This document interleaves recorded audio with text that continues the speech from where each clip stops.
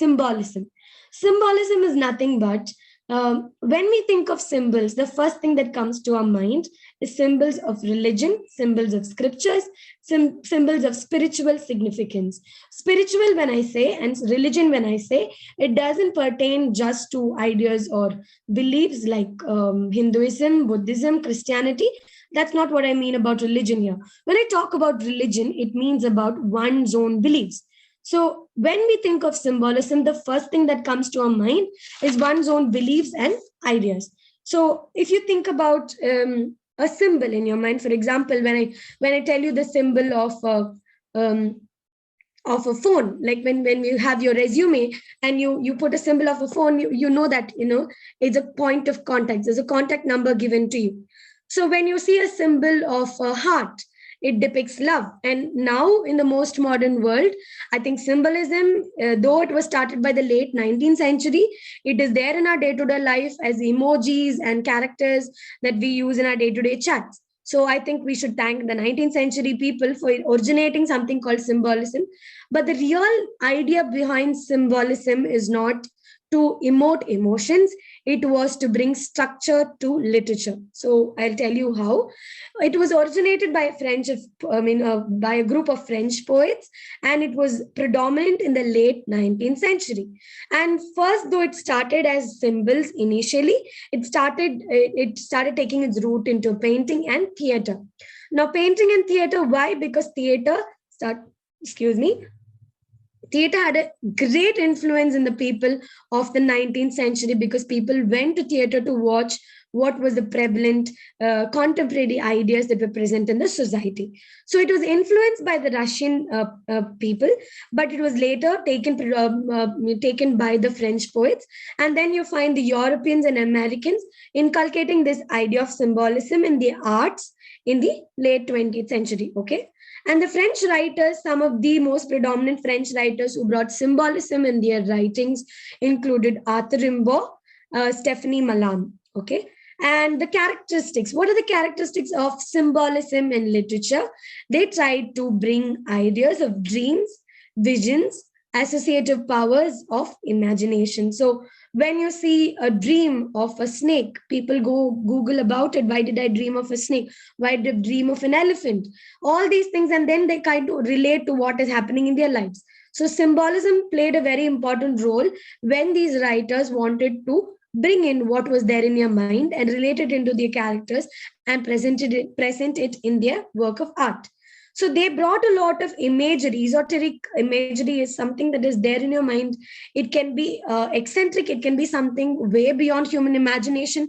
It can be metaphysical at the same time. It can be normal human being thought. And they also brought a suggestion of senses, how that particular symbol brought a fear within them, how that particular symbol brought butterflies in their stomach, how it brought a scintillating sensation, how that particular symbol brought in their patriotism, how it brought religious feelings in their mind and heart and soul, and how it also brings mysticism and how it brought love. So these predominant topics were centers of discussion, and these writers tried to bring symbolism in their artwork in the late 19th century. Now, symbolism in literature as such, this word is derived from the word symboline, which is nothing but it means to put together. For example, you take a lot of meanings and you put together in one sign.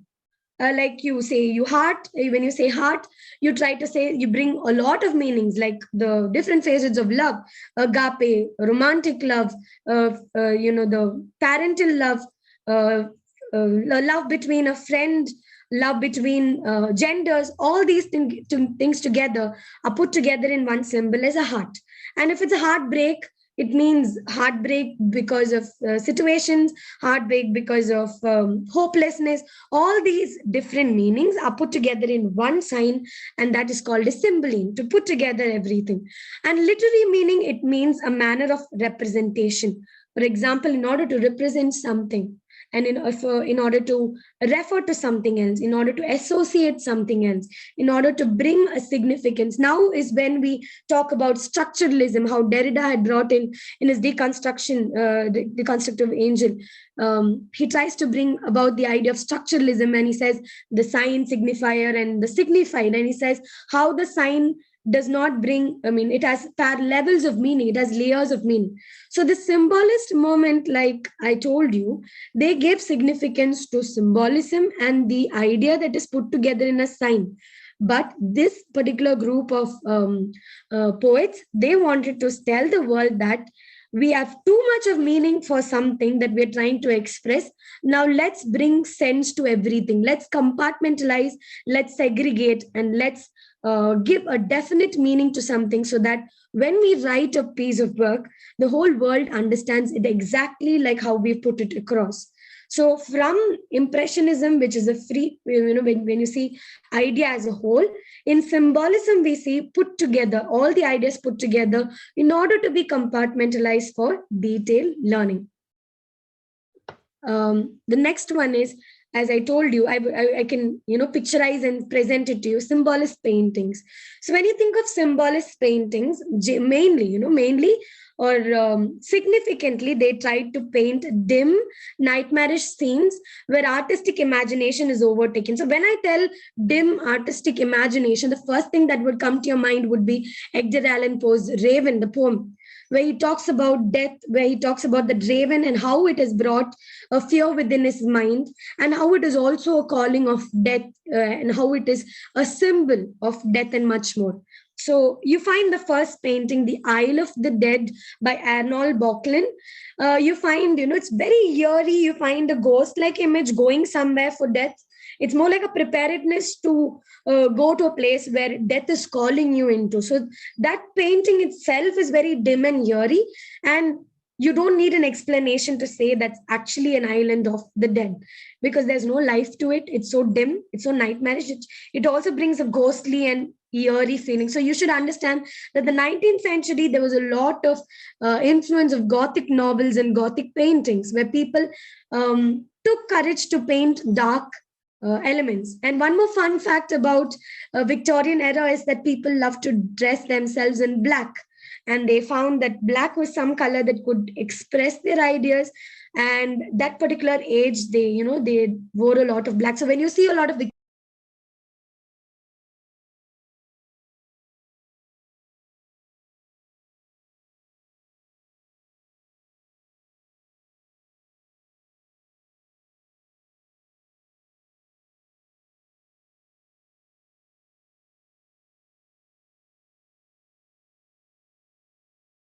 painting which depicts, yeah, Carry on. Yeah. it's a beautiful painting where you find the angel of death symbolized there, and the grave digger is there lying down, so he's almost facing death. You can find that, and it's a symbolist painting. It's nightmarish, it's Gothic, but at the same time, with one glimpse, with one glance of that painting, you will understand, though you don't know it's a grave digger, you'll understand that this is a symbol of death meeting a person. And the third painting by the painter himself, it's a self-portrait by Arnold Böcklin. So he's the one who's painted the first picture on the slide, first painting on the slide. He's painted himself with the death playing the fiddle behind him.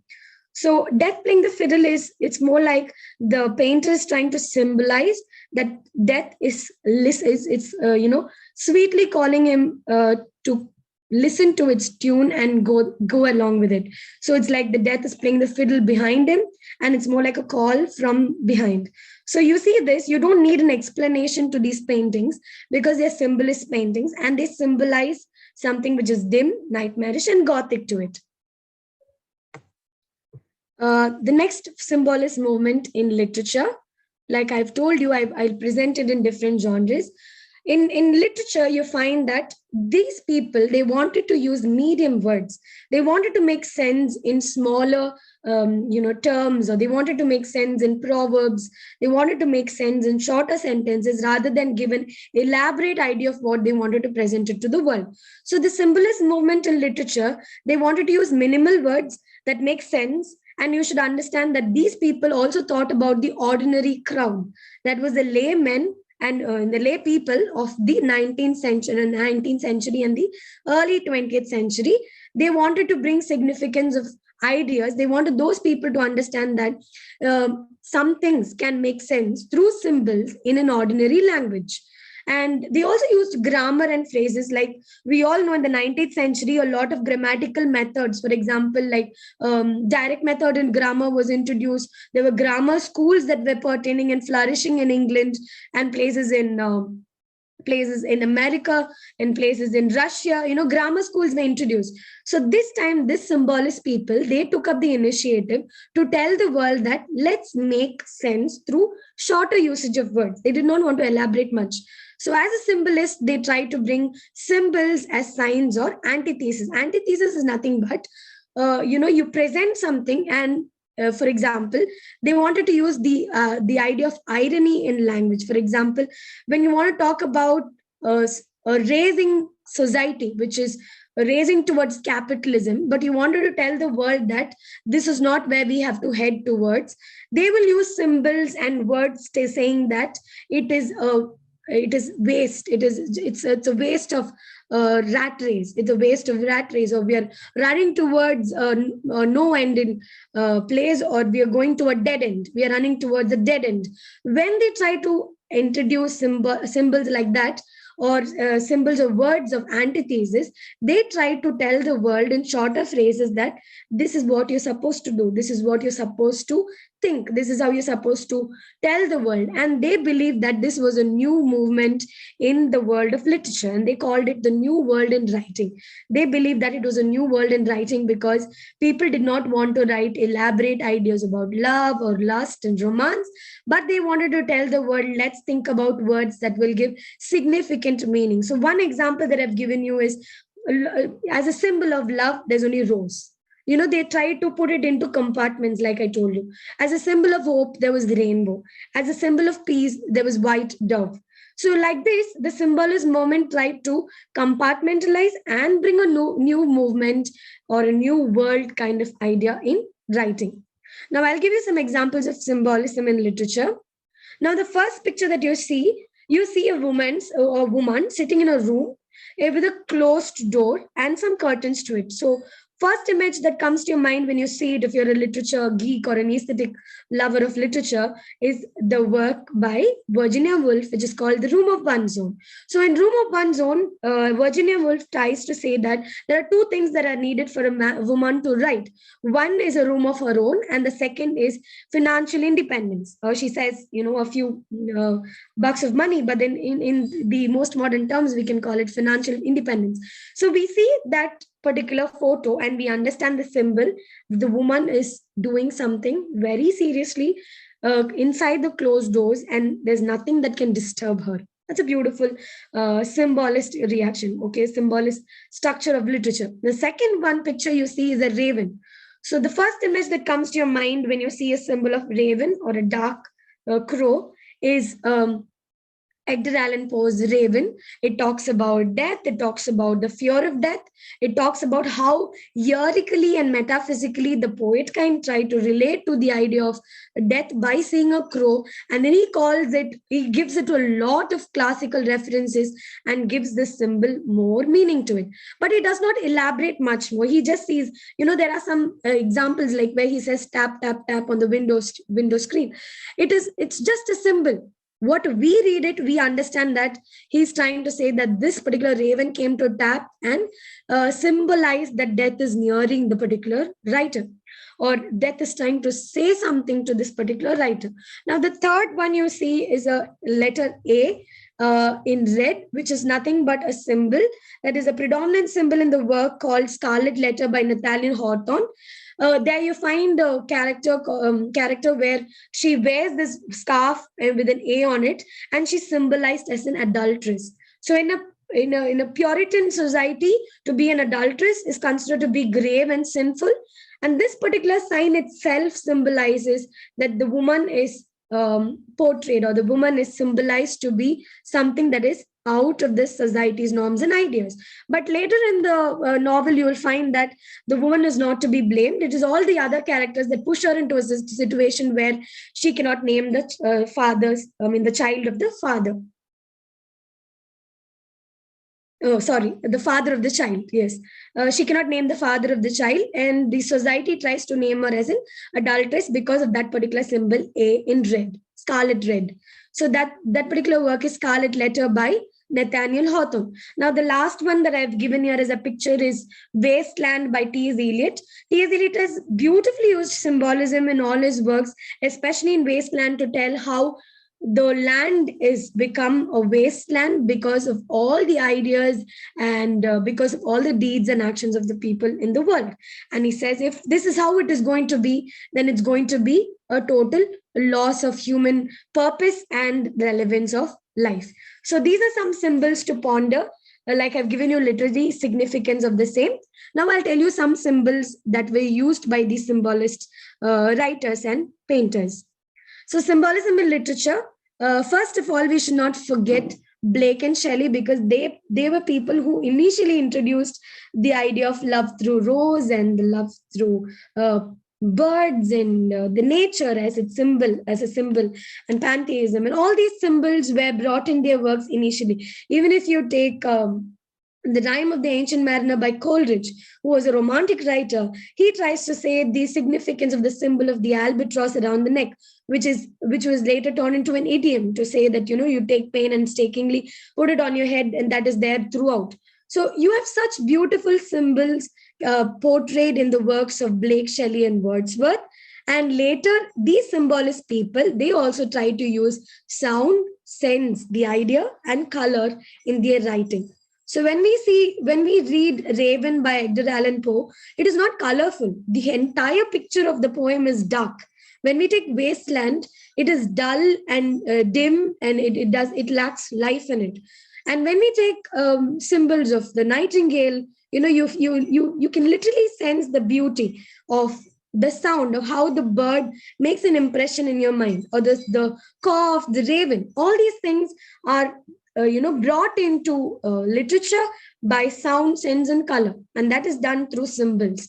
And evocative power of words. Now, the call of the corvus, the call of raven, evocative power of words. They used shorter terms. They used correct words in order to present the idea of whatever came to their mind as an imagination, or whatever they wanted to relate to the world. For example, the whole title Wasteland itself, it's a symbol. It's a symbol on its own. When you think about a wasteland, what do you call a wasteland? A land with no life that exists. So that is how these people brought symbolism in literature.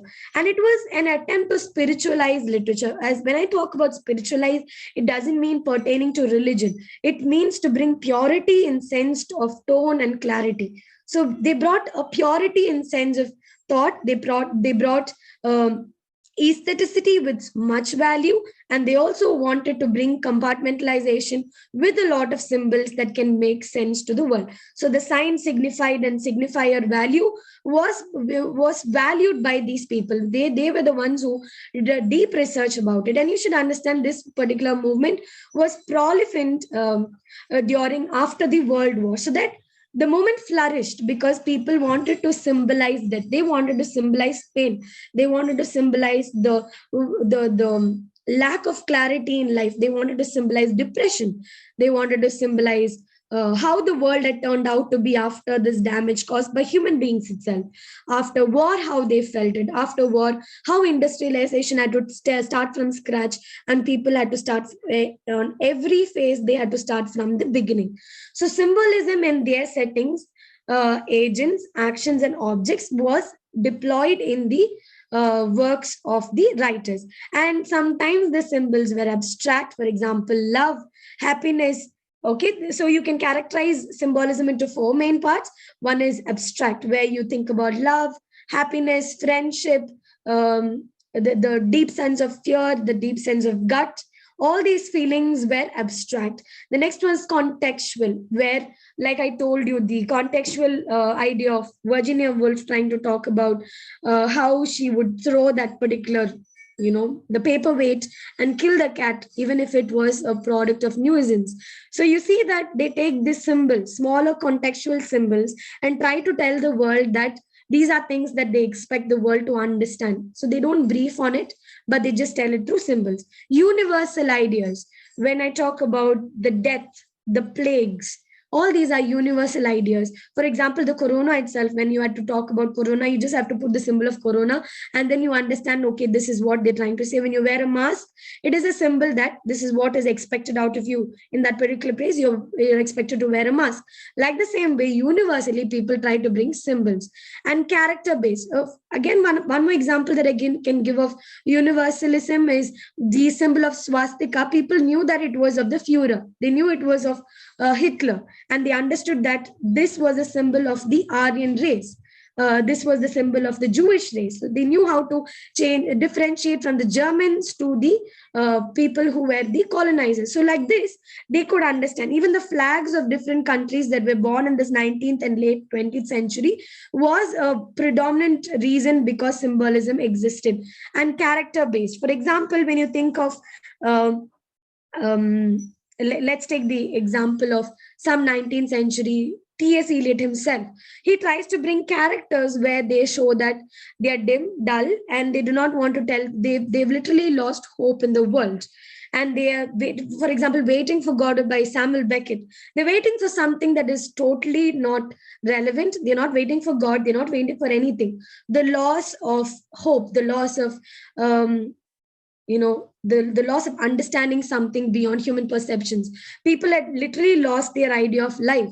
So that is character based, and we see that symbolism is employed in different facets of literature, especially flourished in the late 19th and the early 20th century writings. And some symbols that I've given here include the first symbol, when you see it, you understand is a symbol of justice. And then the second symbol you see, it's a symbol of wedding, like two people. You don't have to show two people coming, getting married, taking a vow. No, you just have to put two rings and it is understood that it's a wedding. The third one is a rose, like the love is like a red, red rose. You just don't have to say much more about it, because most of the poets from the 19th century, especially from the Romantic age, try to symbolize that red rose is a symbol of pure and passionate love that includes love, lust, and romance. And the next one is when you see the four-leaved clover, it is a symbol of luck.